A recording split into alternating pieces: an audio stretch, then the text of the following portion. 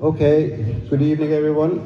You're all very welcome here tonight to the North Wexford Historical Society lecture, our October lecture tonight. It's our second talk of our autumn series, so you're all very welcome and thanks for coming out.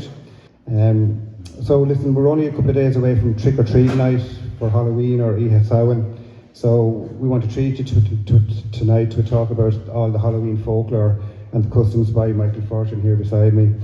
Michael, as you know, he's a well-known collector of folklore and he hails from Ballygarrett, so he's a North Wexford man, and he runs the well-known Folklore.ie website, and he's got great connections out there with all our cousins out in Newfoundland as well, who have strong connections back here with Wexford.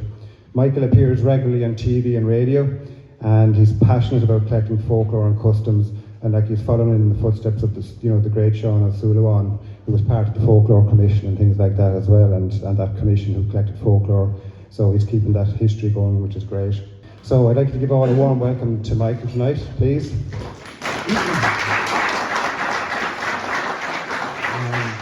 Yeah, thank you, and I'll hand you over to Michael, and if you could maybe put your phones on silent, that would be great. Thank you. Okay, what I'm going to do is talk to you about Halloween folklore, customs and practices.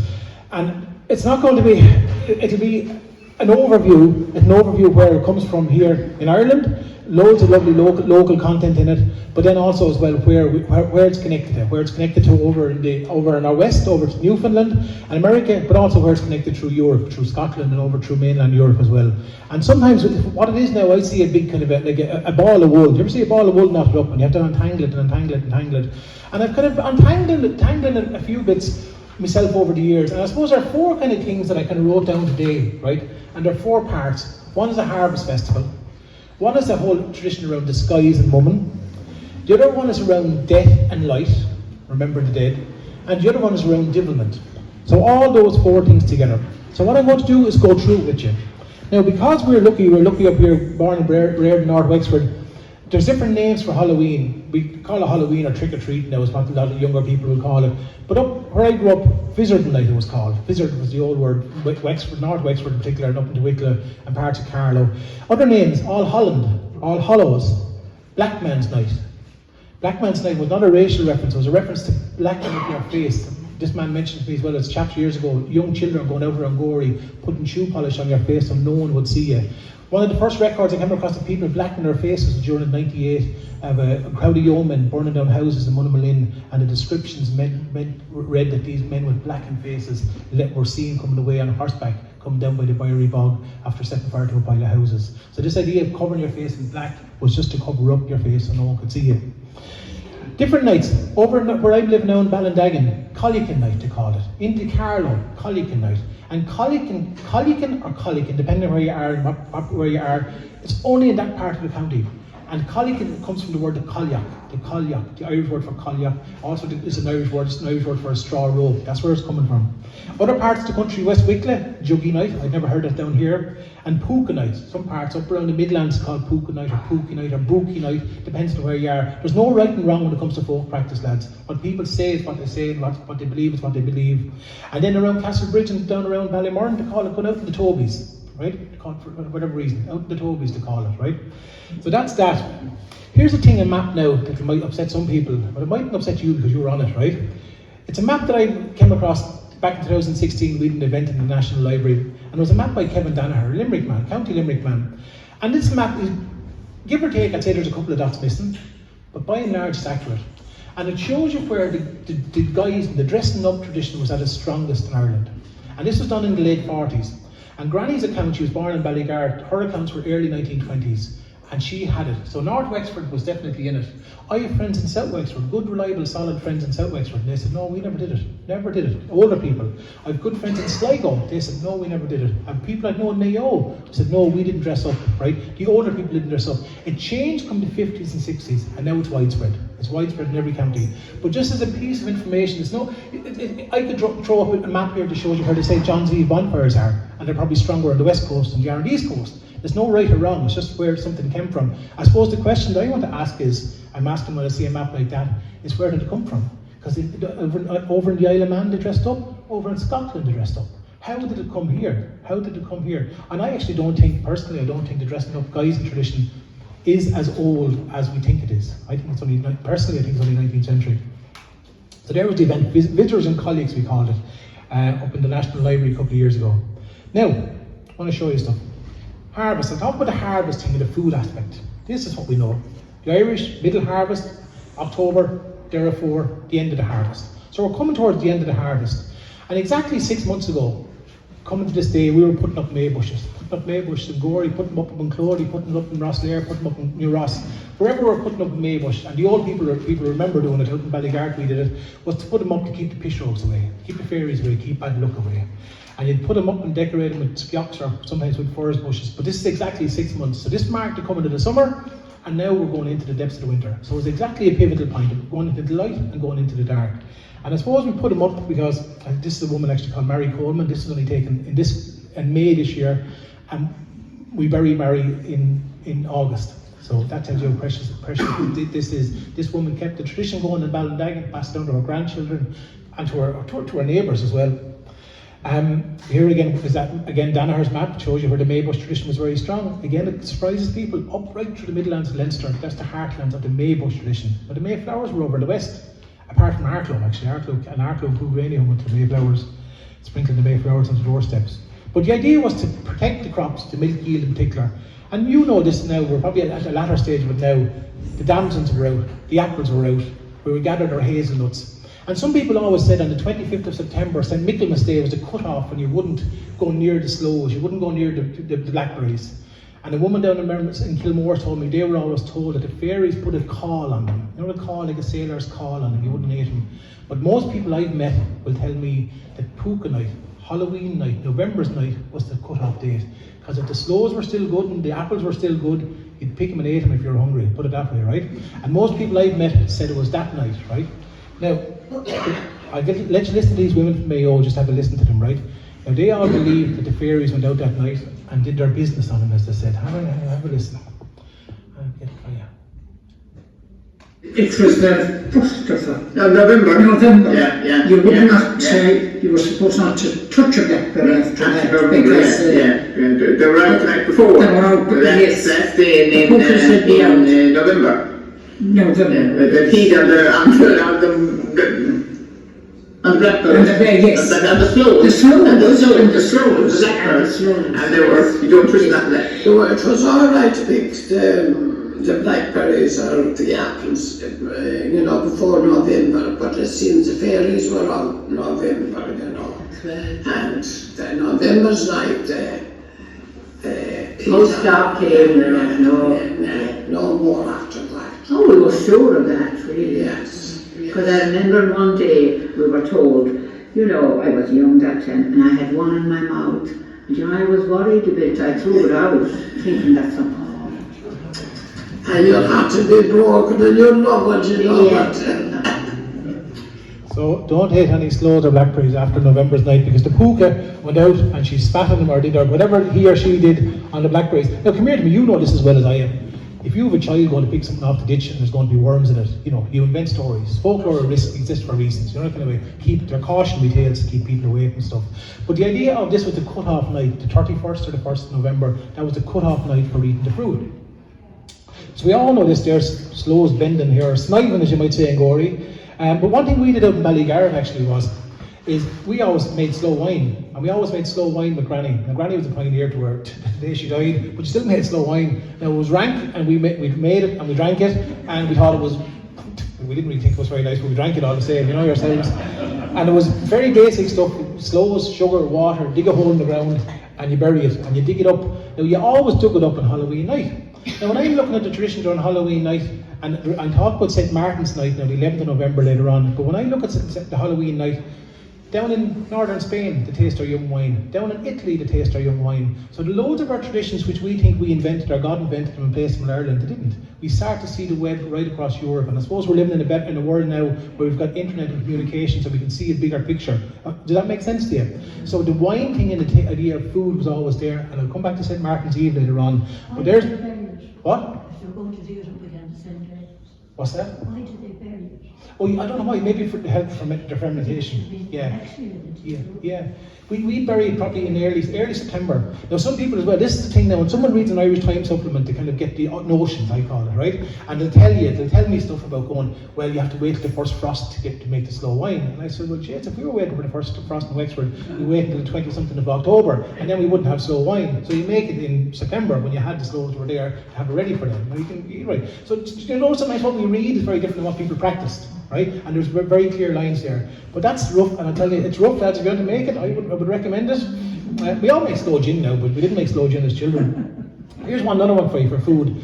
We all know now, whatever, this is a bought shop barn brack, and we get the ring in it, right? And we all know the ideal thing in life is to get married, isn't it? That's the goal, isn't it? But some of you will remember years ago, you'd have sticks in them, you'd have peas in them, you'd have rags in them, you know. Just, isn't it gas how over time what became acceptable? You know, the kind of way, the things that we couldn't do. Does that make sense? Do you understand that before? Some of you probably put rags in them, some of you probably put sticks in them, some of you probably holy medals in them, depending on different things. But when it became commercial, I suppose, we picked the ring, the aim in life.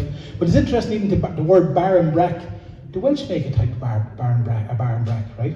Now we call it barn brack, more people call it barn brack, and more people just call it brack. There's no right or wrong. But even in the Irish, for barra for a loaf, or in Breton and Welsh, or barring and then for the Irish. So there's loads of crossover. I'd go to Brittany a good bit, so you'd see loads of crossover there as well. But the Welsh make a form of barn brack as well, and a form of called cannon. Here's an interesting one for you as well. You know the way we put little tokens in called cannon, or put them into things, little things that would define your future. It was also done in pancakes. I was in an escorting there last week in the daycare centre in St. John's, and a woman had it. Now, I've only heard about 3 people in my life in Wexford who put little tokens in the pancakes on Pancake Tuesday. And this woman said, oh, we all did that. And then another man said, oh, we all did that. But then when they asked all his neighbours, no, we didn't do it. You know that kind of way? Sometimes we think we all did it because we did it, or our house did it, but no one else did it. You know that kind of way? Because sometimes things exist privately. So pancakes, and I've noticed it in Newfoundland, where all the Southeast Irish went over, they don't put stuff in, they don't have barn brack, but I have called cannon. But on Pancake Tuesday, they throw all their coins and all their medals the exact same way as ours into it. An interesting one, if any of you probably know the work of Patrick Kennedy from Kilmichael up near Bunclody. He's a great folklorist, 1800s, and he did a good about 4 or 5 lovely books on Wexford, or that north part of the county. And he's a great thing in the evenings in the Duffery. He said it was a lovely account of that the people went out with a cake of bread. And I'll read out. They broke up a cake into several parts, and everyone took a bit in his hand. And when they were before the door in a line, they first flung his piece against and cried out, "Hunger go away to the Sosnoch till this day 12-month." Right? So hunger go away to England till this day 12-month. But it's an interesting one because it kind of suggests that the 1st of November was the start of the year. Start of something new. It wasn't the 1st of January, it was the 1st. And that's Kennedy's account of Halloween. Now, another thing about Halloween, about Christmas or Halloween is, do any of you make called cannon? Right, of course you do. Now, this will start rows, right? Now, especially for people here from Dublin here and different parts of the country, the county, right? I am out in Ballygar. This is the Halloween. This is the called cannon we made. Now, I could show you recordings of people, my mother talking about this, but they always said Halloween night wouldn't pass without a big pot of called cannon being put on. One pot, open fire. If they had a gas cooker, they had a gas cooker, but it was mostly open fire. And anyone who called to the house that night got a lump of it. And it's actually some parts of the country, over in Newfoundland, they called it called cannon night. Because of why? Because they got called cannon that night. They called it called cannon night. And here in Wexford, there was a one-pot job. This idea, you lads telling you about putting scallions into them. Well, I'm telling you one thing, there's no scallions growing outside in the ground, right? There were onions, there was cabbage, right? And there was spuds, naturally, and there was parsnip. Wexford was always famous for parsnip. Some people put in carrot, and more people put in turnip. Again, no right or wrong, but a one-pot job. But that's the recipe that I use. One pot, very simple food. And as children, and again, I know loads of Dublin people, and up right through Leinster, you'd always have money in your called cannon. Don't you remember that? Always have money. We called it money dinner as children. Again, very similar to the brack, the idea of putting something in to define your future as you're going into the winter and going into a new turn in the year. But there now is a visual for you. There's the onions, parsnips, cabbage, spuds, half pint of water, cabbage leaves on top, and boil it, and then steam it. And that's your cod cannon. One pot job, lads, right? In a skillet pot mostly, is all people had years ago, right? Now, cod cannon was eaten at different times of the year. It was eaten I came across people eating it at Little Christmas, and I came across people eating it in August, right? And it's funny, when you look at the school's folklore scheme, you won't find a reference to the word called cannon in Kerry. And you go, geez, they had that called cannon in Kerry. But a different name on it, maybe Brucey or Cali, or a different name on it. I know in Mayo they had different names for Brucey or Cali, and different names for things like that. So that's that. I'll put on a little tiny bit of alien singing here, a song called Cannon, and I won't have time to let you listen to it all now, lads. Did you ever eat cod cannon made with lovely pickled cream? Or with the greens and scallions mingled like a picture in a dream? Did you ever make a bowl on top to hold the melting flake of the creamy flavoured butter that our mothers used to make? Yes, you did, so you did, so did he, and so did I. And the more I think about it, sure, the nearer I am to cry. Oh, weren't them the happy days when troubles we had not, and our mothers made cod cannon in the little skillet pot. And I'll stop it there. That song popularised by Mary Black, and loads of people have known her probably even before Mary as well. But the idea of the scallions, they're the scallions, there's where your seeds. But in open Dublin, people use kale. And the reason they use kale is because simply the markets provided it. You know, that's what, like the country ones always said, geez, you know, you feed the cattle kale, you wouldn't feed it to the humans at all, right? But the ones in Dublin love it with kale. Again, there's no right and wrong. No, absolutely no right or wrong when it comes to what you have. Now, I get more slides up for you here now, lads. Here's anything for you. So we talked about harvest, and we're kind of only barely touching on it, the idea of harvesting games and food, but the idea of having food was always really important. Another thing that's really important as well sometimes as well is the, sorry, this is it. Another thing that's really important is our mainland European neighbours they had a harvest festival as well. And their harvest festival was St. Martin's Eve, or St. Martin's Night, the 10th and the 11th of November. And until when you start unravelling it, you start to see similarities rather than the differences. Now, as I said to you, the Welsh make called cannon. They call it mash of 9 sorts, mash of 7 sorts, and they're still very proud of it. The Manx did Halloween guys and tradition and gone out. So did the Scots do it, right? So even though we claim it, the links are there that they did it as well. It's well and truly like in Scotland, the Isle of Man. Now, the mainland European thing is a bit different. It was in, I wrote this down for myself today, 1752, the calendars changed. Gregorian to Julian calendar changed. And we lost about 11 days, 11 or 12 days. And what they did in Europe, what we did here, we lost out. And there was a kind of a split. But when you turn back and look back at it, you'll start to see the similarities. And even just one little thing to bear in mind, even our Irish language or the Latin, if the first month was September, sorry, it was March, if the new year started in March, April, May, June, July, August, September. September was the 7th month, right? What's the Irish for September? What's the Irish for 7? Shucked. The Irish for 8, hooked, October. The Irish for 9, nay, November. And likewise, that runs right through into the European, any of the European language with Latin in them. Spanish, French, Italian, right? Does that make sense to you? So the months, that month changed. The month only changed, then we lost out in dates. Now, down in Malta, children go out on the 11th of November with little bags looking for nuts. Very similar to us looking for nuts and apples. Why? Because it's harvest time. There's a little bag that's named with El Borzio, Ta San Martin, right? Little idea of going out. The Dutch do it, the Germans do it in parts, and probably other countries do it as well, right? Here they are in Holland, calling to the doors, looking for little treats and sweets. Very similar to our Halloween tradition. Watch what they're holding in their hands, little lanterns. We'll come back to the lanterns in a second.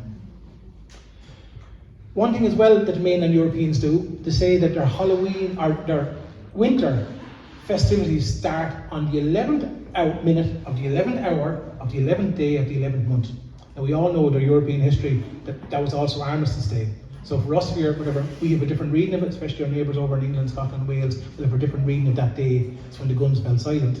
But for many European countries, that is when festivities start. Spanish, Italians, St. Martin's Night. And that was a start when we were going into the dark and depths of winter, and it ended at Lent. At Lent because we were just, I usually ended on Shrove Tuesday, before Pancake Tuesday. That was the big blowout. Then we had our staying off the Yorkies and the Crunchies and all that kind of crack, and then go back on the Crunchies and the Yorkies, then come Easter Sunday, right? But that was the start of it. And when you see it, St. Martin, so when you see it, it makes sense. And I won't have too much time to go into it in great detail here, showing you different European traditions around that date. But does that make sense to you? They had the same kind of going out, house calling, guising, the same ways in different parts of the country.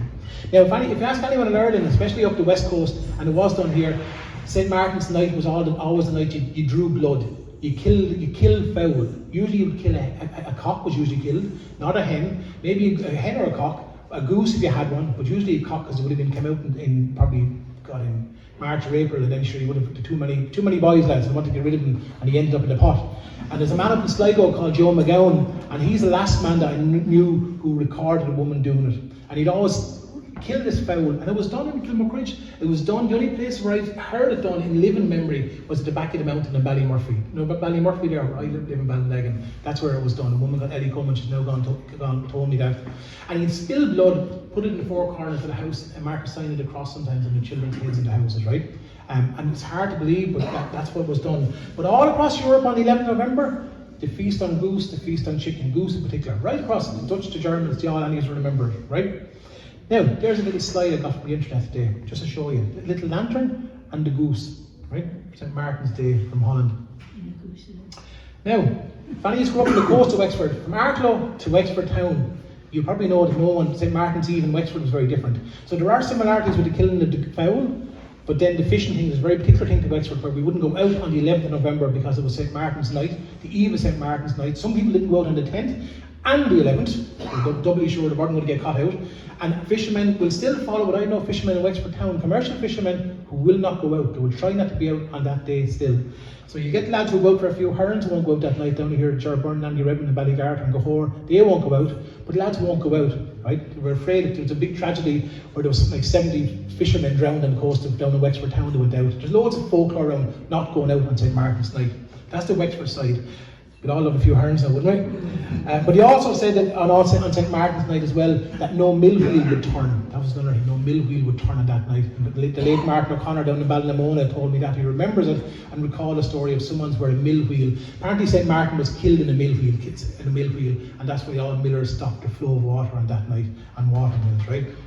Now, so there is a link, and I'll come back to tease out the European link in a second. I hope this is making sense to you, right? With St. Martin's Eve and that tradition, right? But coming back, that was one layer.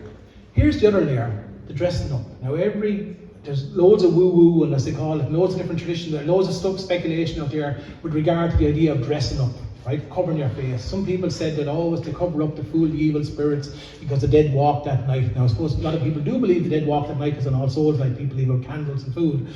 But there's a loads of reinterpreted versions of this story I've heard. But one of the simple things was people dressed up, as I showed you in that map, they dressed up, it was a very strong, simple tradition of sticking on a vizard or a mask and calling out to your neighbour so no one would know you. And you called out because it was actually barter. You called it, this is my late mother by the way, right? And Mammy every year used to get dressed up, called to some neighbours and called to my grandmother in particular, right? And loads of people did it. Some people here in the audience say did it as chaps, right? Of course you went out, dressed up, right? Blackguarding as they call it, out and acting the Egypt, right? But you went out because you went out to get something to do, you had to do something to get something, right? And that was the idea. That's the tradition around trick or treating. Now you do something, but nowadays young lads just give you an empty bag and do nothing and look at you, right? But we all know the deal as chaps. When you called to someone's house, you wouldn't be let out of the house unless you sang or told a poem or changed your voice. And there was a lovely bit of lovely madness to it. As I said, Granny remembered it from the 1920s, Mammy remembers it from the 1950s. Granny's recollections were mostly in country areas out near the Bowery. It was mostly big lads and big women went out, big lads in particular, and used to go out to get money for a Halloween party a couple of days later, a dance later on, right? The idea of small children going out was relatively new, Mammy always said. That only changed in our case, but I know in towns it may be different, you know. You were saying within towns it was different. So that idea of getting dressing up, that's part of a whole wider Mumma tradition. And that Mumma tradition, by the way, it runs right from Halloween right through to St. Bridget's, right through right until Lent, right? So this idea that it's just for Halloween in Ireland, it wasn't. It was right. It went through the calendar year. So there you are, dressing up back into Egypt. I'm going to show you a video in a while. But one of the things that I loved about Halloween is the idea it's in the dark. The idea of putting a mask on gives you great crack. The idea of changing your sex for the night, a woman becoming a man becoming a woman, she can have a right bit of crack, right? The idea of being a food, it's just a license to do something that you wouldn't normally do. And children love it, right?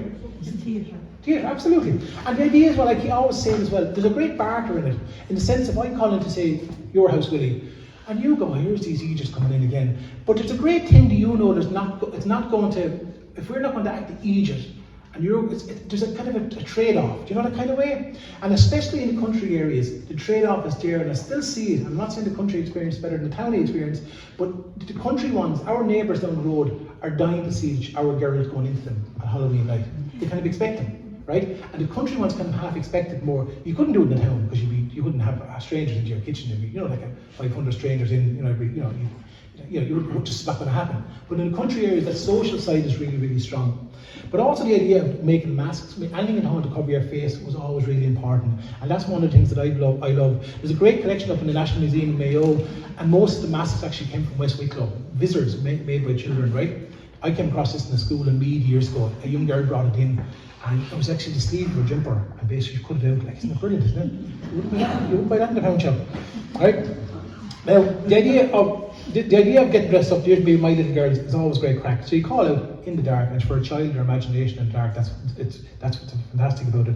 It's also a chance to act the Egypt and go to pubs, no one to know you. That's always a great thing. I always found I grew up out in Ballygarden, it's always a great chance for young lads who wanted to get a sneaky pint.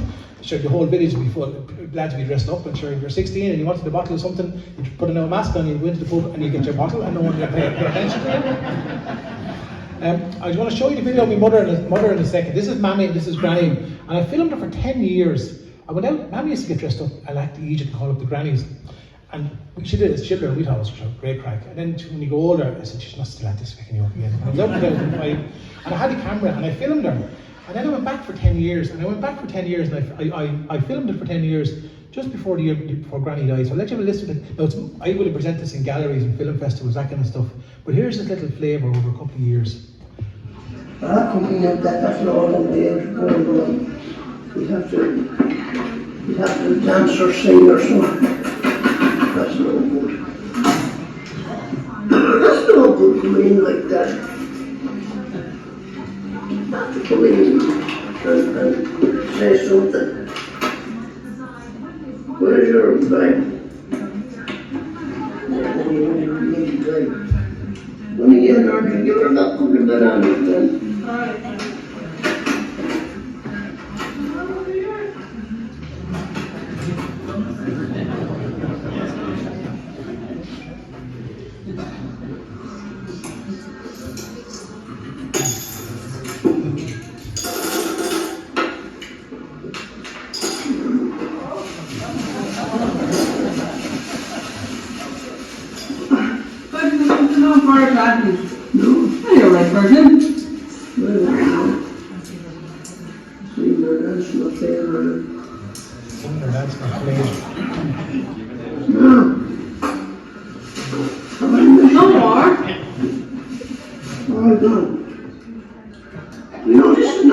This is not Friday, you know. This is not Friday.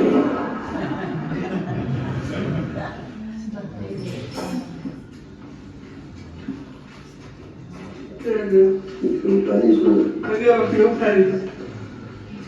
Poor old man. Wouldn't do a thing for herself. No, only act the fool. I'll stop. Only act the fool. I won't show you anymore. It goes on for 10 years, right?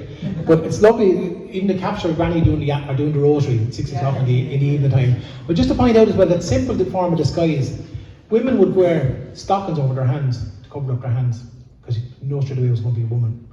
You would put on, years ago, now we've all got too much clothes, right? But years ago, someone would recognise your boots. So you'd put black bags in your boots. To recognise your coat, you have to change your coat inside out. So you did everything to disguise who you were, right? And you can see it there. But Granny, that was, I ended the last version in 2013. And she got bad in October 2013, or 2014. And She ended up in Wexford Hospital. She died a couple of months after. And I said, I better go in and tell her. And I brought my little girls in, and I said, you know who was calling up all them years, Granny? And she goes, no. And I said, it was Mammy. She was always guessing it was a friend of mine or someone. And she goes, yeah, well. And that was it then. And then that was the end of it. And Mammy died 6 months after, so a couple of months after. So that was the whole end of that. But the idea of dressing up and calling to neighbours is not just for Halloween. St. Stephen's Night, out in Iran. People giving people something. This is Wexford. This is Kerry, Homer Sykes' photograph. Calling to people's houses. Sorry, this is the Biddy Boys actually. This is in Bridgetstown. This is on the Biddies, on the first parts of the country, but on the Biddies as well. St. Stephen's Night, also on the Biddies, right? 1st of February. You carry around, here's St. Bridget dressed in white, give us a penny to borrow for to honour her night. You went out Guggen.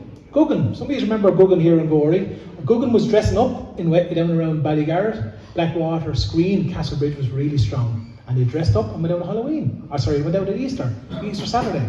And they dressed up. Now look at this. This is Wexford. This is Finland. This is Poland. This is Kerry. See the straw masks? So we're beginning to see so much more crossover, and I could do a talk on that to you about that. This idea of dressing up, and the idea of dressing up started on Halloween night, or started on the 11th of the 11th, but always ended up around Easter time. And then come Easter, when Easter finished and you're growing your crops, there was no time to act to Egypt because you're too busy planting and plowing and working. It was the dark of the winter, that's when we needed that kind of crack for entertainment. Another one for you, naturally, Newfoundland. If something exists in Wexford and Waterford and Kilkenny, it goes to Newfoundland. There's the Wren Boys in Newfoundland. They're the very formal ram tradition. Then you have the Christmas fool tradition, another version. These are more like my mother, the Aegis. Looking, calling down to someone's house, acting the Aegis, looking for something. Out there again, dressing up and anything you get your hands on. Right? They even have this word in Newfoundland for the fools, an ownchak or an ownchak, depending on where you are. Actually, we all know where that comes from.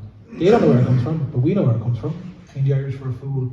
And the same in the States. You look back at the early versions of Halloween in the States, they dressed up, make and do. And the real thing changed, I suppose, consumerism, the idea of mass-produced costumes, and we all wanted to be something. You know that kind of way? What are you going to be for Halloween? Well, we'd be kind of going, what in the name of Jesus will I put on me to cover myself up so no one will know who I am? You know that kind of way? Right? And that's the trick. So now, we'd always notice that this is Ballygarrett 2005. The Macklemore is well gone now. Lads like us would dress up, act the Egypt, go to the pub. We put up a show house in the pub there back in 2005 for the crack, went in and there's actually Egypt basically. I wouldn't go there. Lads like this would turn up. But we noticed that when the Dublin people would come down, and no disrespect to anyone from Dublin, they'd dress up. They'd always dress up as something, a bishop or dress up as, you know, that kind of way. And we got lads, we'd always cover our faces. And the great crack was going to a pub and sitting there all night, struggling to drink a pint on through a mask. But the idea that no one knew you, that was the crack, right? Okay, and that still is the crack, right? And acting the clown. And there's a fella, Aidan called Cannon, in the pub as well. Now here's a great image from Gorey. Christine Farrell, a neighbour of mine up in Ballindagan, she grew up in Gorey. And it's a fantastic image because it captures the kind of the plastic masks, it captures the faces that were open, but it also captures the turnips. See the turnips? Isn't it lovely to see turnips from Gorey? I think it's about 1992 this image is from. Images like this are rare as hen's teeth. I suppose with folklore and practices, we're too busy living to document what we're out doing ourselves. You know that kind of way, we're just too busy doing it. I won't stop. I won't, because I'm conscious of time. So the idea of the turnips was always there. The idea of dressing up, does that make sense to you? The idea of dressing up went on through the course of the year.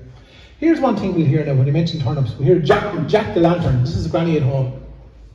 And she always spoke about singing Jack the Lantern. Not now it's called Jack-o'-lantern, but they always say Jack the Lantern, or Jackie the Lantern to call him. And they saw these lights going across bogs, and their imaginations were going wild about what it was.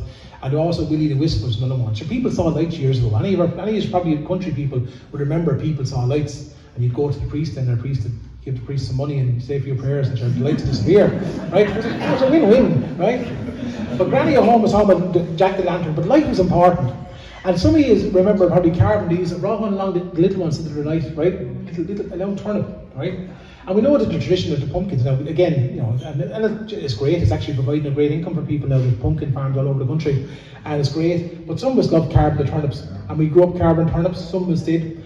But I'm telling you one thing, if our ancestors would have had power drills, I'm telling you they would have been using them, right? Because if you want to carve a turnip, it's pure hardship, right? So a power drill and maybe a sharpened spoon, and you're away in a hack, right? But the idea of carrying these out, bringing them out, like those photographs of Christine Farrell there, you carried them out and you thought you were juice, you thought you were brilliant, a little tiny little light. So now our mobile phones will probably be 50 times, 100 times brighter than them. But sure, we thought we were brilliant. But again, it's the magic of going out in the dark and in the night, and especially for young, the idea of being going out by yourself. You know that kind of way? And all those wonderful things. So a little candle in it. And again, you get all these mad theories about the candles and all this stuff, and there's loads of folklore going around. This is what happens when you leave them in the shed for too long. I throw them into the shed. And there's the difference between one's 5 years old and one for two weeks old, right? Right? But a lot of the stuff that I came across was, people will tell me, a turnip is a real handy yoke, lads. Now, I just remember Granny at home, I'll talk about All Souls in a second, they would put the candle in a bucket of sand. And I just remember putting the candle in a bucket of sand, something falling over. A lot of people tell me they used to get a turnip, cut the top off a turnip, put a hole in it, and then stick your candle down in it, turn the turnip up, and then they can make a base for a candle. And I came across people in Clare who remember the Christmas time, they'd get a turnip, cut it, wrap it up with a bit of crepe paper, stick a candle in it, and have it in front of have it on the kitchen table as their little display. So a turnip, sometimes we can over theorise or over imagine some of these stuff, how they begin, but then sometimes they're actually very practical. You with me? Like a very practical thing, the turnip. Or a big spud. I remember a traveller woman telling me before, they used to get a big spud and cut it and stick the candle into that and use that for All Souls Night. I'm going to let you listen to this man. This man here, this man is passed away. I only recorded him by chance one day. A man called Tony Casey in Enniscorthy. And I'm going to get Tony by himself. And it's just lovely to get these accounts. Tony, you were telling me, did you carve for a few years ago? Halloween? I did, Michael, yeah. I used to go to the field, take the turnip, get a knife, cut the inside out of it first, put 2 eyes in it, the nose and the mouth, put a candle, stick down in it and light the candle, and we used to go around Halloween then. I used to have a little string, a little hole in it, and there's a string around it. I used to carry it around with me like that. And it was short, if it was dark, and I was able to see in front of me with the light with the candle, going from house to house. And that was out in your Davison? That was out in Davison, Scobie area. What are we talking? What year are we talking? Oh, we're talking in the early 60s. Early 60s? Yeah. You did that? I did that every year. I'll stop it there because time will go ahead of me. But it's lovely to get those accounts and hear those accents, especially since Tony is since passed away. And you wouldn't be recording people for the idea of recording them because thinking they're going to pass away. You record them because you value the stories and value their voices in what they tell you. He also said that he used to feck the turnip out of the fields. Now, if I said the word feck turnip out of the field, in other counties they wouldn't understand it. Wexford, we've got 2 meanings for the word feck, by the way. Feck means to steal. Here are women in the Isle of Man carving turnips. Here are children in Holland carving turnips. Here are children in Holland on St. Martin's night, 11th, going out with little lanterns. Now they're making little paper mache lanterns. And they bring them out, and they also have big bonfires. They're almost identical to the 11th thing. There's Hope Tunia, it's very strong over in the Isle of Man still, that idea of carving turnips. We do bonfires on Halloween night. We didn't do them as children, but we do them now. But they also did them in Newfoundland as well. Fire was always really, really important. And fire is important, I suppose, when you remember the dead, because we're lighting candles for souls. The fires are also important, you know. Even, as I say, it's the torment of every fire service in the country. But when you see it in Dublin in particular, the tradition of bonfires is very, very strong. Very strong in Cork, probably stronger in Cork on St. John's Night. But probably in the towns here as well, towns of Arklow. We definitely there were bonfires here on May Day in Arklow and Gorey. There were always bonfires here. Out in Killane it was the same. So bonfires and light were always important to mark those dates. This man in Newfoundland, I won't let you listen to him, but he was talking about it as well. Again, straight out of Ireland, and they did the exact same. I'm just conscious of time now. Here's one thing that I do, and probably some of you do it yourselves. 20th light a candle on All Souls Night. Yep. And we do it because we believe that the souls, we do it for loads of reasons. Whether you're religious or whether you're not, you do it. I always saw it being done at home. I saw Mammy doing it, I saw Granny doing it. And you go around the country and it's very strong within the travelling community still, very strong, and different layers, and I'll show you the clip in a second. But the idea of remembering the dead around this time of year was always important. Naturally, we had probably a very pre-Christian, the whole area was a whole pre-Christian festival there before that, or Marken, and then just the layers of Christianity developed. So we've got All Saints Day and All Souls Day, right? I always kind of find it funny that the saints got the first day and the poor old souls got the second day. That's neither here nor there, right? But I also found as well that people down the country, down in South Tipperary where I've been recording, they believe sometimes that the pook goes out that night. I remember a woman in, maybe let's listen to it. Are we okay for 10 more minutes? Are we okay for 10 more minutes? Yeah, okay, great. Let's listen to this woman here now. I pulled this together this morning, please. Her accent's lovely. It was the poker. This was a man. There was the devil, actually, supposed to be. And he went around the night before Halloween night, it says Halloween night, yeah, looking for children. And if the poker put a cross on you, he put it on your cot outside the door. And actually, your cot, apparently I must have been left outside our cot, but you put up a cottage there today, and it's the very same as the cottage I lived in. And this cross will be put on the door going in, and on the house going in, the way the poker couldn't come in, like the sun and the cross. So anyway, he got in one night, and he went upstairs, apparently, my grandfather used to this one, and he went up along the stairs, no one saw him at all. And anyways, she was giving out the rosary, the grandmother, or the mother, I don't know which one.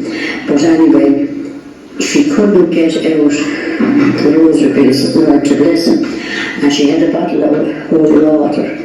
And she cut the bottle of water, and she said, snotty nose and drowned you, she said. That's how she got rid of the poker. So I didn't say any of this way, so that's a funny story supposed to be. So the puka was knocking around on Halloween night as well. Snotty nose, I'll drown you. It's not the greatest record in the world, but some of those little stories, they're lovely. So come here to me. The idea I've come across in the Isle of Man and Peter Kennedy recordings as well, that there were ghosts out that night and they would take souls. That was one of the theories was the living dress up as a dead to fool the soul, to fool the dead, the puka that was going back to harm the souls. That's one of the theories. Now come here to me. The idea of remembering the dead is right across Europe. I visit the graves on Halloween as a Christmas. Watch the graves with the Polish community. The Polish communities go to the graves on Halloween to remember their dead. Watch the Polish community here. And then you see down in South America and Mexico and Central America, they will also remember the dead, They remember the dead came back, right? But I'm going to let you listen to a little thing with Granny, as she remembered. Now, I've been tormenting her over the years, and you sense sometimes when you listen to her that I was tormenting her. She's talking about All Souls Night, and what she remembered from as a child. Well, in my younger days, I don't know, they used to sweep up the floor, leave it nice and clean, and the chair there with the towel and a little base of water on, and a nice little fire on, and that's all I know. And again, and you wouldn't be allowed to stir that candlestick wherever they put it and they lighted. So that was what she remembered. Leaving out a little basin of water, leaving the fire lighting. They also told me off camera and leaving the door open off the latch for the souls to come in. And I can show you recordings of people who still do it. I know people in travelling communities very strong still. I've met people in Liscarty and they'll set the table, leave a pack of cards out, leave a box of bags out, leave a can of beer out, leave a sandwich out. And they come down the next morning and the idea is that they believe that the souls came back and walked in and kill them, right?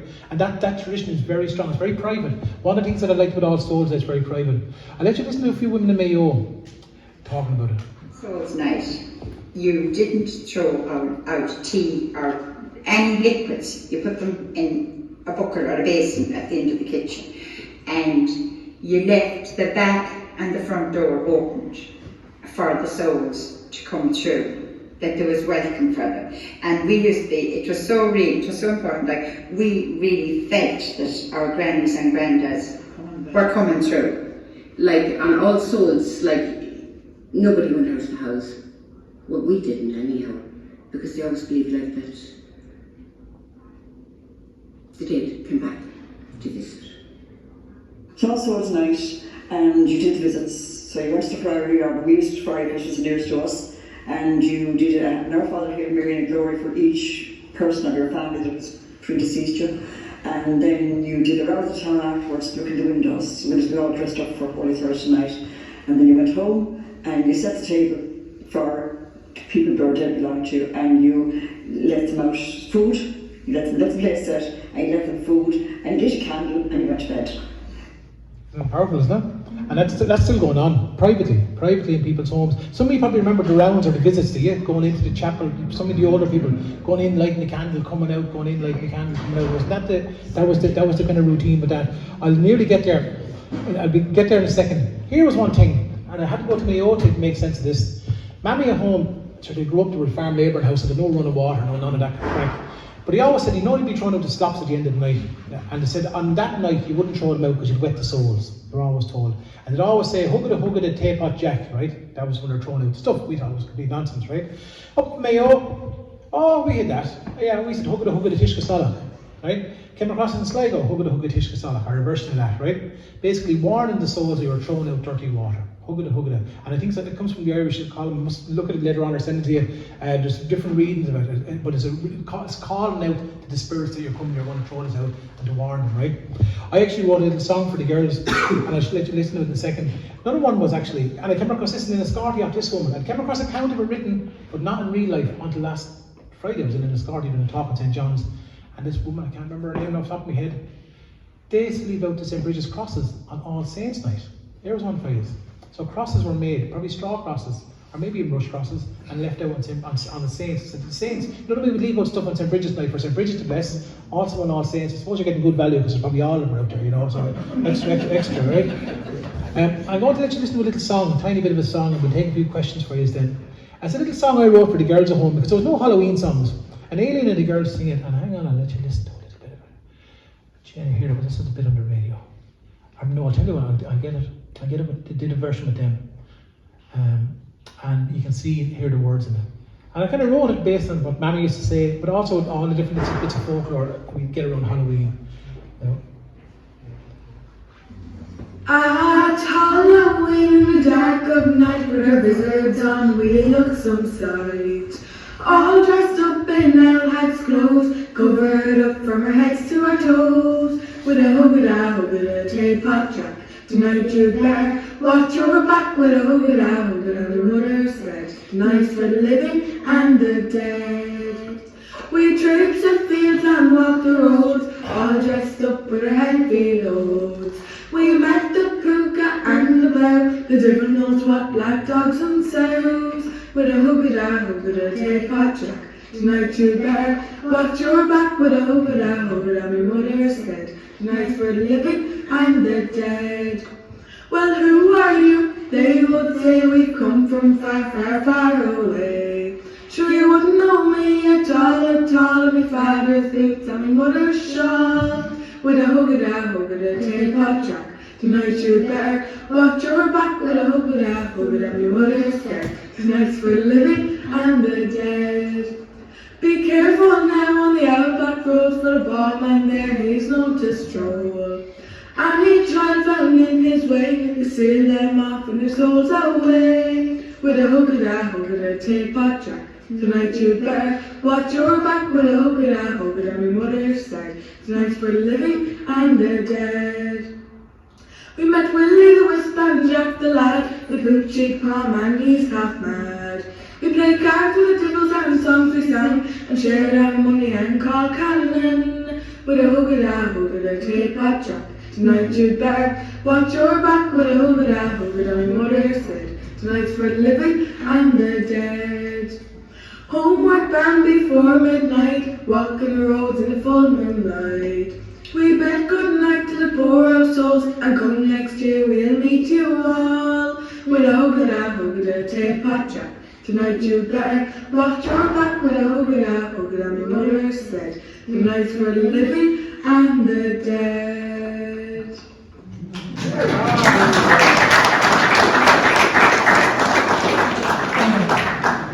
And that's me done. Oh jeez, I'm not even going near devilment. But I go, 1 minute. Loads of devilment Halloween. Gate lifting was a common one all over the country. And you do gate lifting. Neighbours' gates be robbed, right? Halloween games. Plate game. Don't you remember the plate game? Some of you remember this Woman in Castle Bridge? Isn't it gas, isn't it? Water, a stick, a ring, and clay.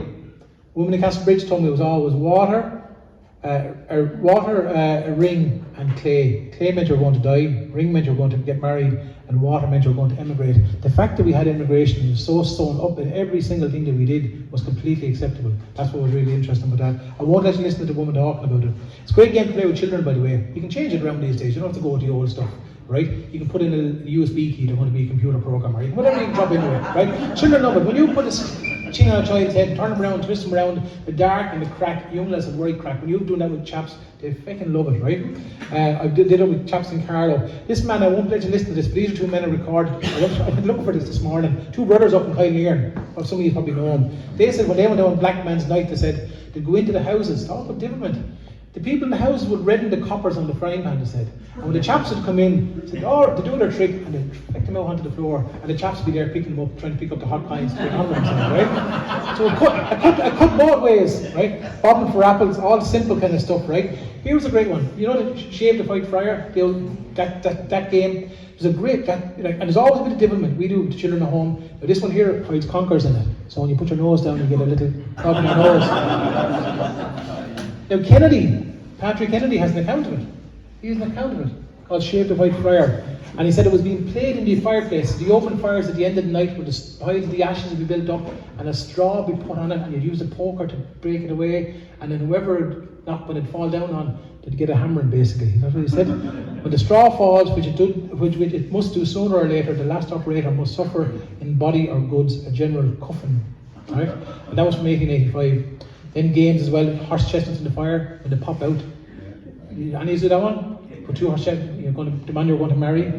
Put your boots at the end of the table, or the end of the bed, and your lacings in the morning will tell you, to spell out the initials of who you're going to marry. Peel an apple, and these apple skin will tell you you're going, just all about getting married, lads. Nothing else we do.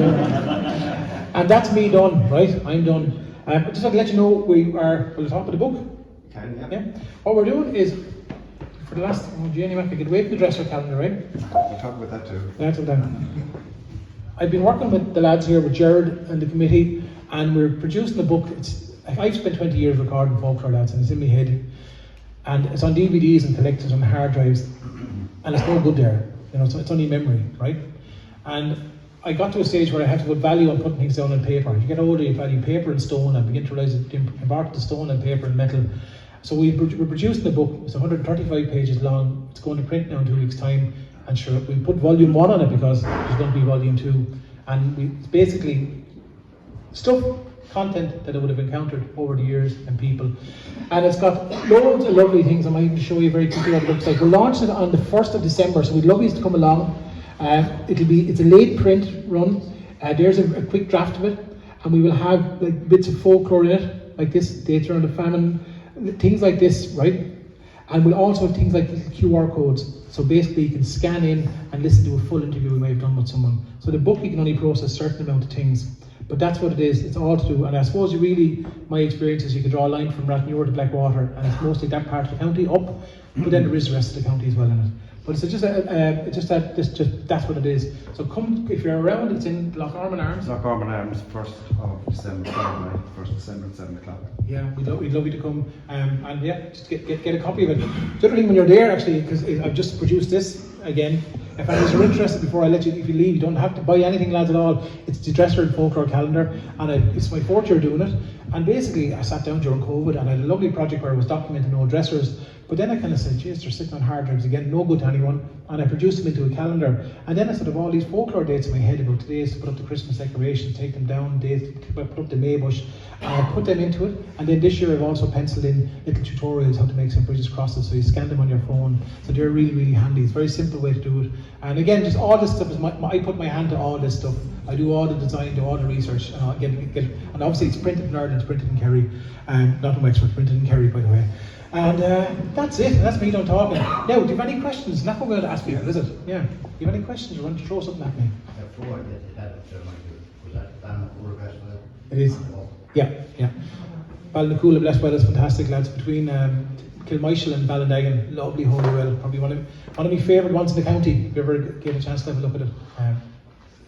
Lovely spot. Yeah. Does anyone have any questions or comments or observations? What part of the county was the gate lifting tradition mostly? I came across it all over the county.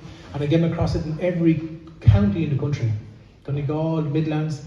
And I came across a lad that was talking to a man in Meath recently. He was going on to the 70s, right? He remembers the 70s. And sure, it was awful, really, when you think about it. A farmer went out to find his gate, and it was done for divilment. Now, there's theories going in that it was meant to fool the evil spirits and the dead and all this, but most of it was divilment. But it went on in America. I came across accounts of gate lifting in New England, northern New York, all up around there again, where the Irish would have went and brought the tradition. I suppose that's important. We did bring the Halloween tradition to America, and obviously that's where the version we have now is a layered version. But yeah, but gate lifting was common, common. There was certain traditions where, man, there was another tradition around in North Wexford called horning. Did you ever come across the horners at the weddings, the bottle blowers? There was a group down in Clonmacridge known as the Cruelty Gang. That was their name, right? The horn one in up in Belcarry, with a court case. Someone was killed. Are you serious? Yeah. It's the watch house hill anyway. So yeah. So someone was killed. Someone fired shots at them or something? Oh yes, yeah, because they had, I think they went on for the wedding night and the next night. Yeah. So he got the gun, came out, and ended up, I think he ended up killing someone. The last account I heard was in the 70s here. And for those who don't know, horning was basically young men would, if someone was getting married, they might be, you could do it for badness. It wasn't a nice thing really. It wasn't, there was a bit the crack element, but it wasn't nice either. They would torment someone, Someone was late at life getting married, and they would horn them, blow bottles or blow cows' horns outside their houses. Like Daddy remembers out in Ballygard going on. I said the Clonmacridge ones were known as a Cruelty Gang. That's the nickname. I know one of the Cruelty Gangs still alive out there. But exactly, that's what I'd heard as well, farmers shooting shots at lads. Does that make sense to you? They'd be just tormenting them, blowing, and they could be on different sides of the house, blowing, went on. Very strong here, very strong in Wexford. I came across a bit in Offaly, but I didn't come across in other counties then, for particular to us. I get sidetracked too easily, lads, that's my problem. There's a good woman from Cork that came, a chap who always waited last in the pub, and he always was going home drunk, and the horse knew his way home. So he'd just get outside the pub and hop up in the car, and the horse would bring him home. And then it didn't make any difference if he fell asleep on the truck or anything else. But the boys met him coming up because his wife was sick of him. So she got the boys to untackle the horse, put the shafts through the gate, tackle him up again, and the fellow woke up in the window.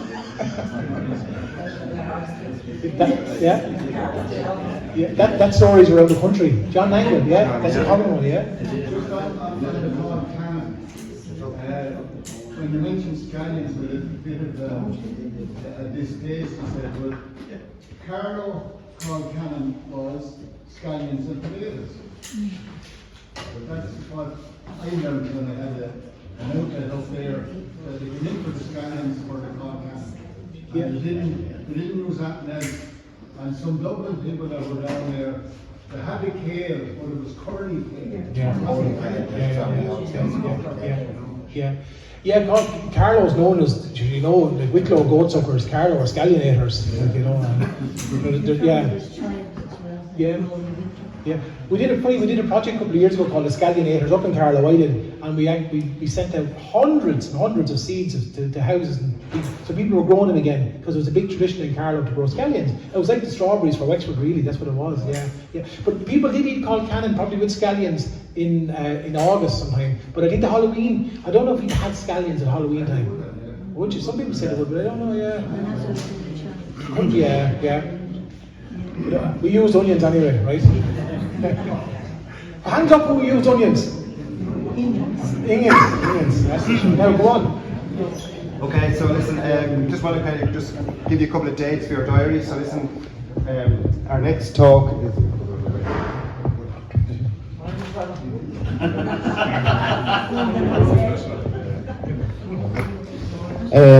So listen, our next talk will be on Thursday, the 30th of November, and the lecture will be about the Second World War off the Wexford coast, and it'll take in, obviously, the Second World War, but it'll begin about the bombing in Campile, down in South Wexford, the lookout posts on the Wexford coast. So, and that will be given by Dr. Michael Kennedy at the Royal Irish Academy. So we were out there as part of Heritage Week at the lookout post in Kilmichael Point.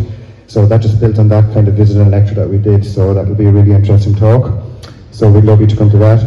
And then the following night is the 1st of December. So it's the launch of our folklore book at 7 o'clock at the Loch Gorman Arms. So we'd love you to come to that. Please support that as well.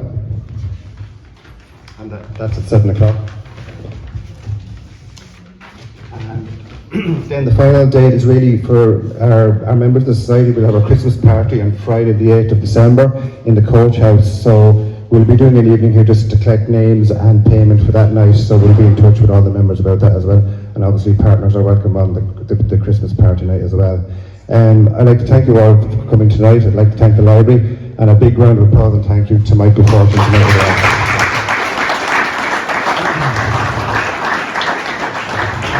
So, thank you all for coming. As Michael said, we have some calendars for sale here tonight. How much are they, Michael? €15. €15, and then did you have a couple of books? They're a tenner. It's a little book I didn't book only recently. Yeah, the little books are a tenner, so if anyone's interested in buying that in the future, just want to come up here at the end. So hopefully you all enjoyed that. See you on the 3rd of November, a couple of weeks away, and thanks for coming and safe home. Okay, thank you everyone.